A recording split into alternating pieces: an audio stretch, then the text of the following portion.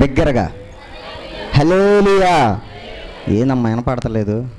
ఉదయం నుంచి ఇన్నేదారికి నీరసం వచ్చిందా? సరే, ముందుగా ఈ అవకాశం ఇచ్చిన దేవాతి దేవుడికి, ఇక్కడ సంఘకాపరిగా ఉండి అవకాశం ఇచ్చిన పాస్టర్ గారికి, పాస్టమ్ గారికి, కూడి వచ్చిన మీ అందరికీ దేవుని నామమున వందనాలు తెలియజేస్తున్నాను. అందరూ బాగున్నారమ్మా? అందరూ బాగున్నారా? బాగున్నాం అన్న వాళ్ళందరూ దేవునికి స్తోత్రం చెప్పండి. ఇంకోసారి బాగోలేదన్న వాళ్ళు అందరూ బాగానే ఉన్నారా? అందరూ దేవునికి స్తోత్రం. సరే, దేవుడు మనకిచ్చిన మాటలో నుంచి చివరి మాటగా చదువుకుందాం. లూకాసు వార్త 23వ అధ్యాయం 46వ వచనం. ఒక్కసారి చదివి సహాయం చేస్తారా? చదవండి అమ్మా.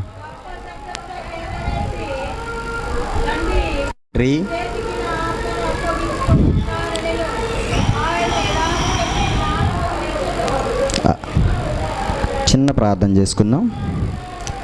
తండ్రి, నీకు వందనాలయ్యా. పరిశుద్ధుడా, నీకు స్తోత్రమయ్యా. ఇప్పటి వరకు ప్రభువా, నీ మాటలు మేము విన్నాం, మా హృదయాల్లో ఉన్నాయని మేము నమ్ముచున్నాం ప్రభువా. ఇదిగో ఆఖరిసారిగా ప్రభు మీరు మాట్లాడిన మాట చివరి మాటగా ప్రభువా మేము ధ్యానిస్తుండగా, నేను మాట్లాడడం కాదు కానీ తండ్రి, మీరుండి మాట్లాడి నాకు మాకు అందరికీ ప్రభువా నీ మాటలు తెలియజేయమని, మా హృదయాల్లో నాటమని యేసు ప్రభు నామమున అడిగి వేడుకొనుచున్నాం తండ్రి, ఆమేన్. దేవుడు ఆఖరిసారిగా మాట్లాడిన మాట అంటున్నారు కదా. ఇప్పుడు మనందరం బాగున్నాం అని చెప్పి మీరు మాట్లాడారు. బాధగా ఉన్నారా? ఇవాళ పండగ కదా. మన దృష్టిలో పండగ కదా, మన క్రైస్తవ సమాజం మొత్తానికి పండగ కదా. బాధగా ఉన్నారా? హ్యాపీగా ఉన్నారా? బాధగా ఉన్నారా? హ్యాపీగా ఉన్నారా?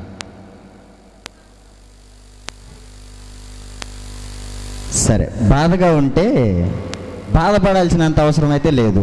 ఎందుకంటే దేవుడు ఈరోజు చనిపోలేదు కదా.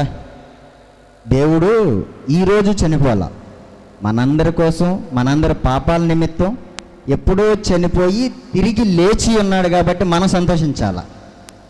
ఫస్ట్ మనం చేయాల్సింది ఏంటంటే బాధపడాల్సినంత అవసరం లేదు. మన కుటుంబంలో వారు చనిపోతే బాధపడాలా. ఎందుకంటే వారిని మనం చూస్తామా లేదా అన్నది మనకు తెలియదు. కానీ దేవుడు ఏం చెప్పాడంటే నేను వెళ్ళి మళ్ళీ వస్తానని చెప్పాడు. అంటే దేవుడు చనిపోలా. దేవుడు ఇక్కడ చెప్పిన మాట ఏంటంటే, గొప్ప శబ్దంతో కేక వేసి, తండ్రి నీ చేతికి నా ఆత్మను అప్పగించుకొనుచున్నాను. చనిపోతున్నానని నేను చెప్పలా, నా ఆత్మ నీకు ఇస్తున్నా, నా ఆత్మను నీకు ఇస్తున్నా. ఎందుకు ఇస్తున్నాను? తిరిగి మరలా నాకు ఇవ్వగలవు. తిరిగి మరలా ఆ ఆత్మను నాకు ఇవ్వగలవు. ఆ ఆత్మ ద్వారా నిన్ను నమ్ముకున్న ప్రతి ఒక్క ఆత్మని నేను నీ వద్దకి తీసుకురాగలను. అర్థమైందండి? నా ఆత్మను మీకు ఇస్తున్నా తండ్రి, నా ఆత్మ మీకు ఇస్తున్నా. మీరు మరలా తిరిగి ఆత్మను నాకు ఇవ్వగలరు. నన్ను నమ్ముకున్న ప్రతి ఒక్క ఆత్మను మీ దగ్గరికి నేను తీసుకురాగలను. అంటే ఇక్కడ యేసు ప్రభు మనందరి, దేవుడికి మనకి, తండ్రికి మనకి మధ్యవర్తిత్వంగా ఉన్నాడు. ఇక్కడ ఒక చిన్న ఉదాహరణ చూద్దాము బైబిల్లోదే.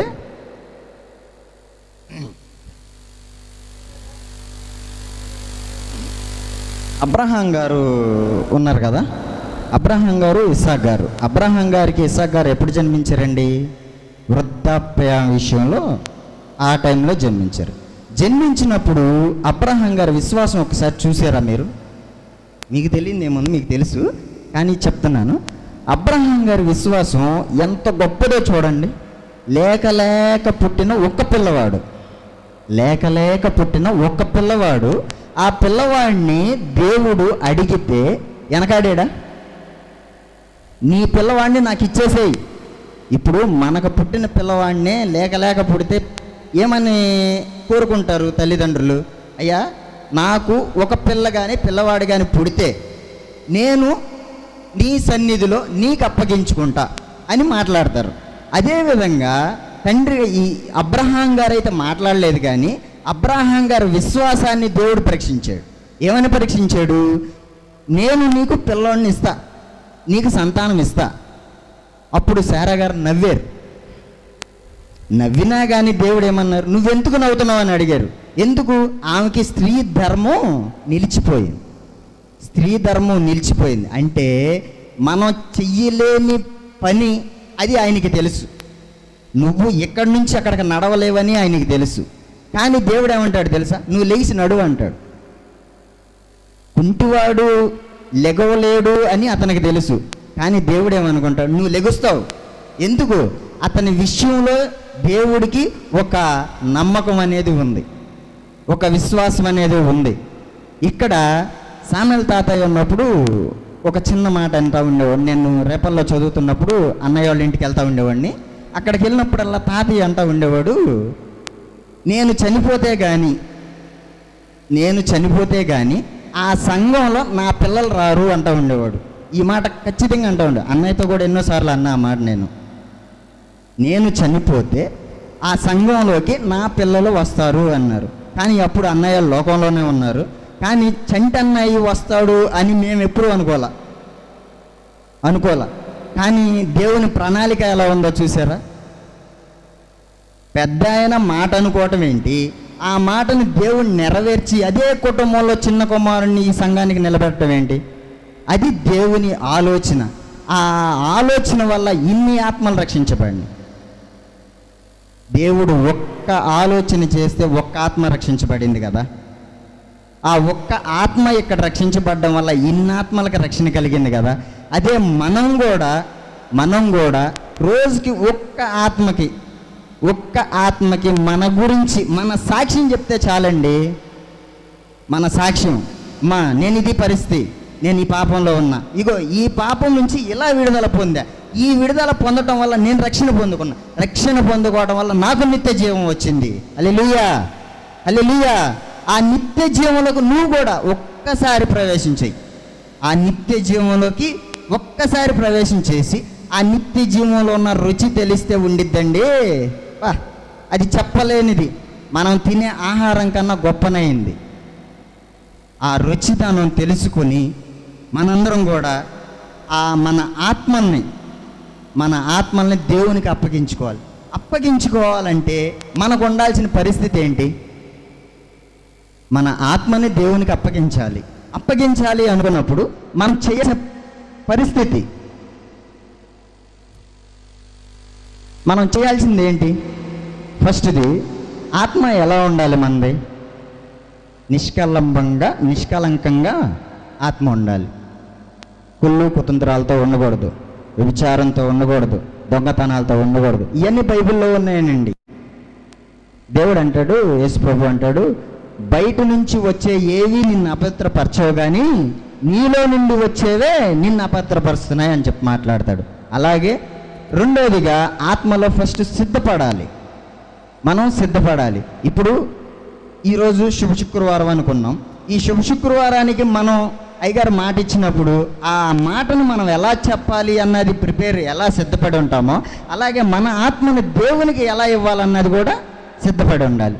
ఆ సిద్ధపడిన తర్వాత మనకు వచ్చేది ఏంటంటే, అప్పుడు ఆ ఆత్మ మనం దేవునికి ఇచ్చినప్పుడు మనకు వచ్చే లాభం వేరండి. ఆ లాభం, ఆ ఆత్మ, ఆ శాంతి అనేది ఎలా ఉండిద్దంటే, దేవుడు అప్పుడు అంటాడేమని, నా ఆత్మను నాకు ఇచ్చావు కదా, నీ ఆత్మని ఇచ్చినప్పుడు నేనేమంటాడు తెలుసా? బలా మంచి నమ్మకమైన దాసుడా, నేను ఇచ్చిన కొంచెములో నమ్మకంగా ఉన్నావు కాబట్టి నిన్నేం చేస్తానంటున్నాడు? అధికారిగా చేస్తానంటున్నాడు. అధికారిగా చేస్తాడని కాదు, హెచ్చిస్తా. నీ ఆత్మ నువ్వు ఒకరిని తీసుకొచ్చావు అనుకో, ఆ ఆత్మని ఇంకొకరిని తీసుకొచ్చే విధంగా నీ ఆత్మని నేను రెట్టింపు చేస్తానని చెప్పి దేవుడు తీసుకుంటున్నాడు నీ ఆత్మని. మన ఆత్మ ఎప్పుడైనా సరే దేవునికి ఇవ్వాలి. దేవుడు అలా ఇచ్చి నా ఆత్మని నీకు ఇస్తున్నాను అంటే నేను చనిపోతున్నానని కాదు. దేవుడు చనిపోయేవాడు కాదు. దేవుడు తిరిగి జన్మించి మనందరి కోసం ప్రాణం పెట్టాడు. మనందరి కోసం ప్రాణం పెట్టాడు. ఆ ప్రాణం పెట్టిన దేవుడు తిరిగి లేచి మళ్ళీ మనందరి కోసమే వస్తున్నాడు. మనందరికి ఎందుకు? నిత్య జీవం ఇవ్వడం కోసం దేవుడు మనందరి కోసం వస్తున్నాడు. మనందరి కోసం వచ్చినప్పుడు మనందరం ఎలా ఉండాలి? సిద్ధపడి, ఆత్మలో సిద్ధపడి, ఆత్మలో ఏ క్షణమైనా రా, అయ్యా రా, నేనున్నా, నువ్వే టైం అయినా రా, ఏ క్షణానికైనా రా, నేను సిద్ధంగా ఉన్నా. 10 మంది కన్యకల సంగతి మీకు తెలుసు కదండి. 10 మంది కన్యకల సంగతి మీకు తెలుసు కదా. 5 ఏం చేశారండి? 5 ఏం చేశారు? సిద్ధపడి కాచుకుని తలుపు దగ్గర ఉన్నారు. 5 ఏం చేశారు? ఆయన వచ్చినప్పుడు తెచ్చుకుందాంలే, అప్పుడు దాకా టైం ఉంది కదలే మనకు అనుకున్నారు. కానీ ఆ చిన్న ఒక్క సెకండ్ టైంలో దేవుడు వచ్చి ఏం చేశాడండి? ఈ 5 తీసుకెళ్ళాడు. ఈ 5 విడవబడ్డారు. ఈ విడవబడిన వాళ్ళ పరిస్థితి ఏంటి చెప్పండి? ఆ విడవబడిన దాంట్లో మనం ఉందామా? విడవబడితే ఎంత బాధ అండి. మన కుటుంబంలో ఆ విడవబడిన బాధ ఏంటో నేను అనుభవించున్నాను. ఆ విడవబడటం అంటే ఏంటన్నది నాకు తెలుసు. ఈ మన ప్రపంచంలోనే మన ఇంట్లో వారే మనం అతిగా ప్రేమించేవారు మనల్ని విడిస్తే భరించలేమే. అలాంటప్పుడు దేవుడు మనల్ని ఎంత ప్రేమిస్తే మనల్ని ఉంచారంటారు? ఒక్కసారి చెప్పండి మీరు. ఒక్కసారి మీకే మీరు ఆలోచించుకోండి. మనల్ని దేవుడు ఎంతగా ప్రేమిస్తే మనల్ని ఎక్కడ ఉంచాడంటారు?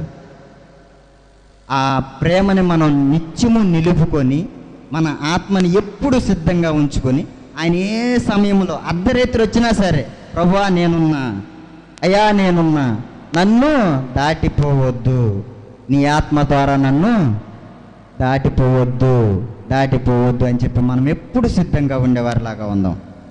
మన సంఘం అంతా ఎత్తబడాలండి. మన సంఘంలో ఒక్కళ్ళు విడవబడిన ప్రతి వారికి బాధే. మన సంఘం అంతా ఒక కుటుంబంలో ఒక్కళ్ళను విడవబడినా ఎంత బాధ మనకి, ఎంత బాధ అండి. అందరి మనసులో ఒకటే, అందరి భావం ఒకటే.